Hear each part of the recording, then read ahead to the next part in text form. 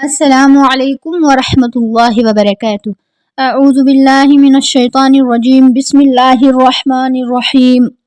لقد كفر الذين قالوا ان الله هو المسيح ابن مريم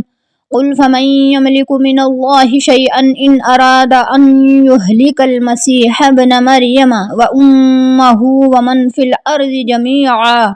وَلِلَّهِ مُلْكُ السَّمَاوَاتِ وَالْأَرْضِ وَمَا بَيْنَهُمَا يَخْلُقُ مَا يَشَاءُ وَاللَّهُ عَلَى كُلِّ شَيْءٍ قَدِيرٌ۔ بے شک وہ لوگ کافر ہیں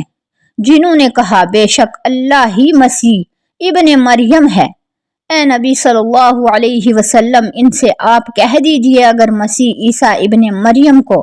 اور ان کی ماں مریم علیہ السلام کو اور جتنے لوگ بھی زمین میں ہیں سب کو اللہ ہلاک و برباد کرنا چاہے تو اللہ کو کون روک سکے گا، اور آسمانوں اور زمینوں اور ان کے درمیان کی ہر چیز کا مالک صرف اللہ ہے،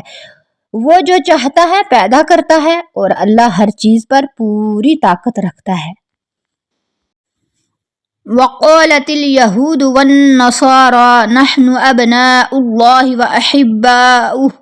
قل فلم يعذبكم بذنوبكم بل أنتم بشر ممن خلق